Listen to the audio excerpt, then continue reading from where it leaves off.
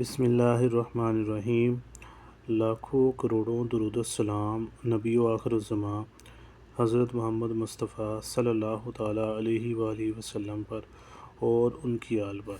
अच्छा बच्चों, आज एक्सरसाइज 2.5 है। इसके अंदर वो कहता है दर्ज झैल गैर मसावातों को हल करें, यानी कि इनइक्वलिटीज़ को हल करें।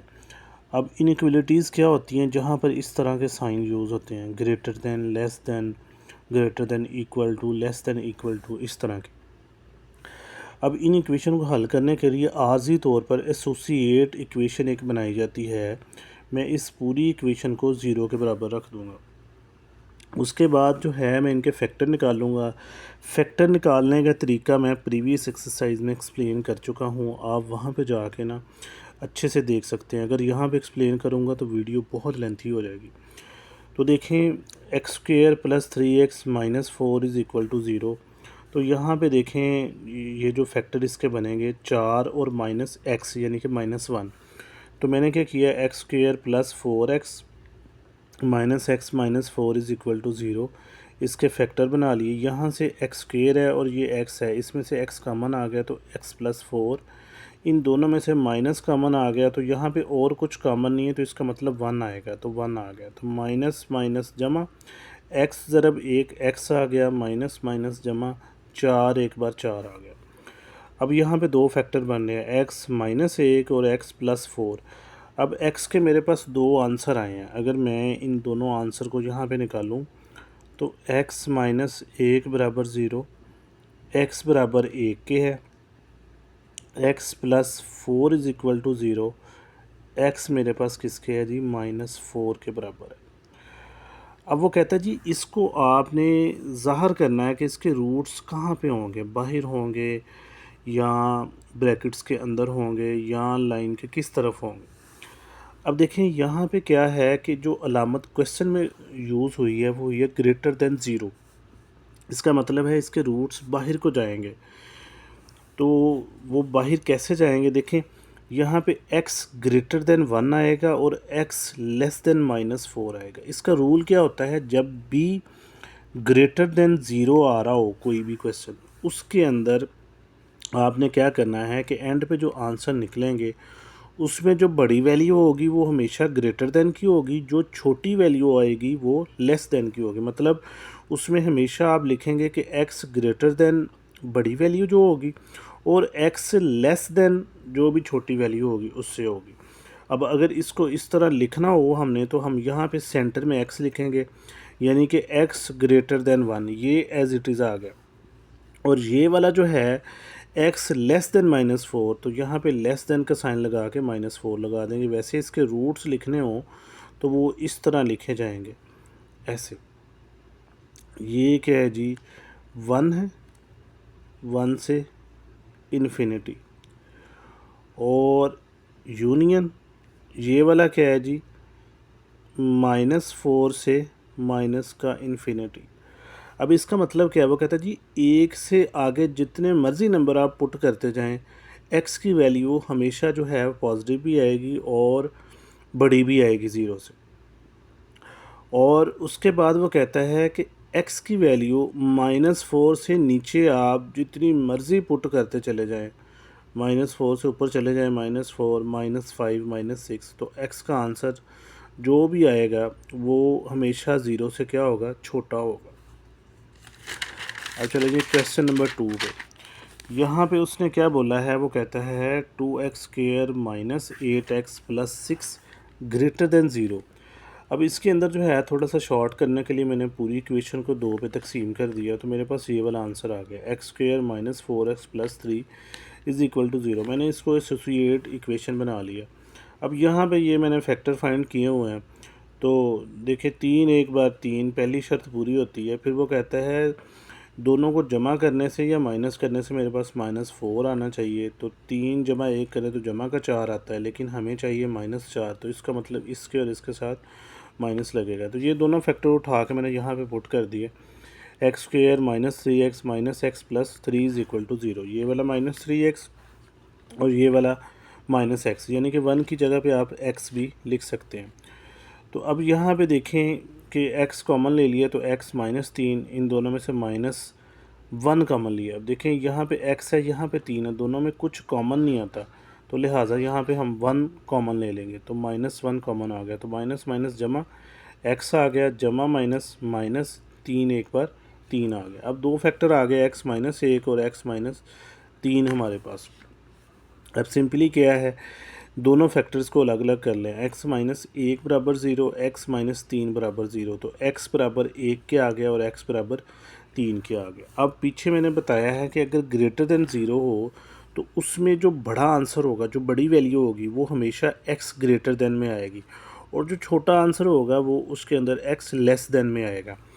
मतलब ये कि x ग्रेटर देन 3 और x लेस देन 1, तो इसको आप इस तरह में लिख सकते हैं, और इसको आप चाहे तो इसके इंटरवल सॉल्यूशन जो है वो इस तरह लिख सकते हैं 1 और 3।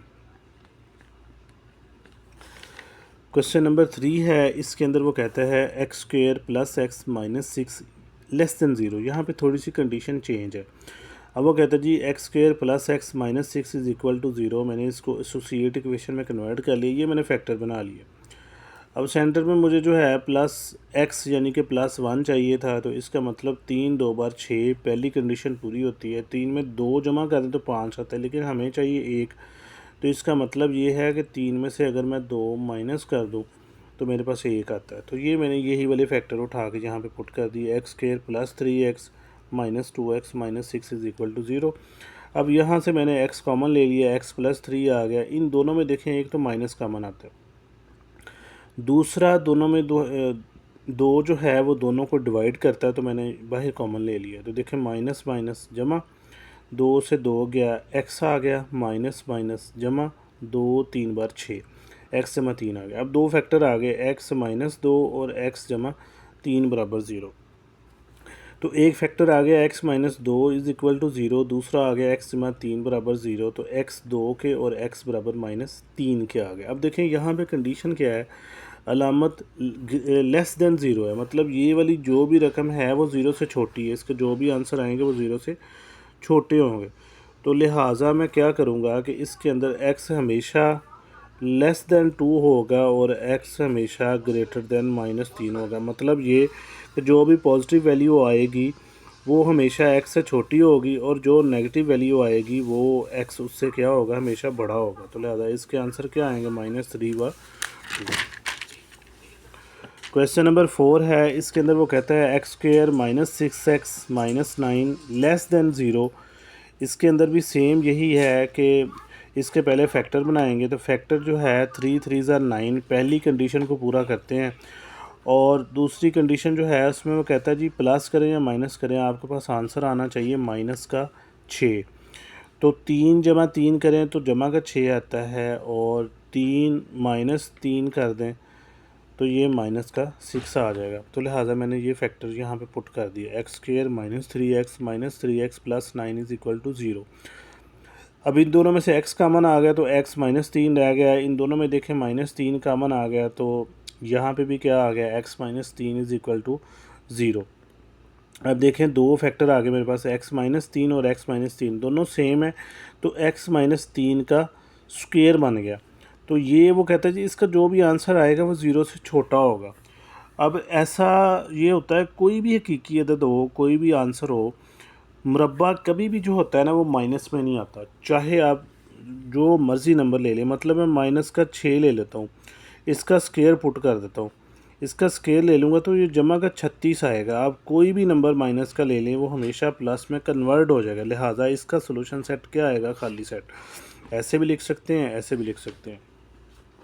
क्वेश्चन नंबर 5 में वो कहता है जी 4x² - 16x + 15 less than equal to 0। मतलब उसका आंसर 0 से छोटा भी आ सकता है और 0 के बराबर भी आ सकता है। लिहाजा मैंने मसावात बना ली, 4 ज़रब 15। देखें पहली वो कहता है जी 60, दो नंबर ऐसे लेने हैं जिनको मल्टीप्लाई करें तो 60 आए और प्लस या माइनस करें तो 16 आता हो। तो मैंने सीधा सीधा, क्वेश्चन बहुत ज़्यादा लेंथी हो जाना था इसलिए मैंने डायरेक्ट ले लिया। 10 6 बार होता है जी 60। अब वो कहता है जी जमा या माइनस करें, माइनस का 16 आना चाहिए। तो 10 जमा 6 करें तो जमा का 16 आता है, लेकिन अगर मैं -10 और -6 करूं तो ये माइनस के 16 आते हैं। तो यही दोनों फैक्टर उठा के मैंने यहाँ पे पुट कर दिए। 4x² minus 10x minus 6x plus 15 is equal to 0। अब सिंपली देखें, ये 4 भी 2 पे तकसीम होता है, ये वाला 5 भी 2 पे तकसीम होता है, मैंने 2 ले लिया। उसके बाद x² इसके साथ है, x इसके साथ है, मैंने x कॉमन ले लिया। छोटी वैल्यू कॉमन ली जाती है हमेशा। तो यहाँ पे x की पावर 2 थी, यहाँ पे x की पावर 1 है, तो 1 वाली मैंने बाहर कॉमन ले ली। अब सिंपली देखें, 2 बार 4 2 आ गया, x² x 2x में से 1x निकले तो 1x आ गया, माइनस जमा माइनस आ गया, 2 5 बार 10 आ गया, x से x कट गया तो 2x माइनस 5 आ गया। अब इन दोनों में देखें तो एक तो माइनस बाहर कॉमन आता है, क्योंकि अगर यहाँ पे माइनस हो यहाँ पे प्लस हो तो हमेशा माइनस कॉमन आएगा। अगर यहाँ पे माइनस हो इधर भी माइनस हो तो भी माइनस कॉमन आएगा। लेकिन अगर यहाँ पे प्लस हो अंदर माइनस हो तो फिर प्लस ही बाहर आएगा। अब देखें, यहाँ पे माइनस कॉमन आ गया। अब 6 जो है और ये 15 जो है दोनों 3 पे तकसीम होते हैं, तो मैंने 3 बाहर अपने पास से ले लिया, मतलब 3 पे इसको भी तकसीम कर दिया और इसको भी तकसीम कर दिया। जिस भी नंबर से तकसीम करना, दोनों को एक ही नंबर से तकसीम करते हैं कॉमन में। तो देखें, 3 2 बार 6, एक्स एज इट इज़ आ गया, माइनस माइनस ये जमा का हो गया। फिर देखें, माइनस जमा माइनस हो गया, 3 5 बार 15 आ गया, तो 2x माइनस 5 मेरे पास आ गया बराबर 0 के। अब दो आंसर आ गए, 2x माइनस 3 और 2x माइनस 5, दोनों को मैंने 0 के बराबर रख लिया। तो x मेरे पास 3/2 आ गया और x यहाँ पे मेरे पास 5/2 आ गया। अब सिंपली देखें, वो यहाँ पे क्या कहता है, वो कहता है जी आप इसके आंसर को शो करें। तो जब भी ग्रेटर दैन 0 हो रहा हो तो तब जो है वैल्यू इंक्रीज़ हो रही होती है, लेकिन जब लेस दैन 0 हो रहा हो इसका मतलब ये होता है कि वो 0 की तरफ इक्वेशन जा रही है। अब यहाँ पे देखें तो x वो कहता है less than and equal to 5/2, गालबन ये 2.5 आएगा, ठीक है। तो उसके बाद देखें x ग्रेटर दैन 3/2, मतलब ये कि x जो है वो 5/2 से छोटा आना चाहिए इसका आंसर, और 3/2 से x का आंसर हमेशा बड़ा आना चाहिए। बस इसके सोल्यूशन सेट आप इस तरह लिख सकते हैं। आगे देखें, क्वेश्चन नंबर 6 है। इसके अंदर वो कहता है कि -x² plus 3x minus 2 greater than equal to 0। अब अलजबरी की इक्वेशन में क्या होता है, कभी भी पहली वैल्यू यानी कि जो हाईएस्ट डिग्री वाली वैल्यू होती है वो कभी भी माइनस में नहीं होती। तो मैंने -1 से दोनों अतराफ जो है ना वो मल्टीप्लाई कर दिया। अब देखें, -1 से ज़रब करूँगा इसको इसके साथ, माइनस माइनस जमा का x² जमा माइनस माइनस का 3x माइनस माइनस जमा का 2 ग्रेटर दैन इक्वल टू 0। अब इनके यहाँ पे मैंने फैक्टर बनाए हुए हैं, तो देखें फैक्टर क्या आएंगे। वो कहता जी दो वैल्यूज़ को मल्टीप्लाई करें तो 2 आना चाहिए, प्लस या माइनस करें तो माइनस का 3 आना चाहिए। तो मैंने दोनों को रखा, तो 2 1 बार 2 पहली कंडीशन सेटिस्फाई होती है, 2 जमा 1 करें तो 3 होता है, तो वो प्लस का होता है। तो यहाँ पे माइनस का चाहिए, इसका मतलब इधर भी माइनस और इधर भी माइनस, तो दोनों उठा के मैंने यहाँ पे लिख दिया -2x और -x+2। अब इन दोनों में से x कॉमन ले लिया तो x -2 आ गया, इन दोनों में -1 कॉमन आ गया। देखें दोनों में कुछ भी कॉमन नहीं था जिसका मतलब 1 आएगा, तो -1 आ गया। अब सिंपली दो फैक्टर आ गए, x -1 x -2 बराबर 0 के, तो दोनों को 0 के बराबर रख लिया। एक मेरे पास आंसर 1 आ गया और दूसरा मेरे पास 2 आ गया। अब क्योंकि ये यहाँ पे क्या कहता है, वो कहता है जी ग्रेटर देन और इक्वल टू 0 है, तो लिहाजा x की वैल्यू क्या आएगी, less than and equal to -2 यानी +2 सॉरी, यानी कि x की वैल्यू जो है वो 2 या 2 से छोटी होनी चाहिए। तो यानी कि x की वैल्यू 1 और 0 हो सकती है। फिर वो कहता है जी x greater than and equal to 1, कि x की वैल्यू 1 से ज़्यादा आ सकती है। तो ये इसका आंसर है। वीडियो आपको अच्छी लगे तो इसको लाइक शेयर सब्सक्राइब लाजमी करें। अल्लाह हाफिज़।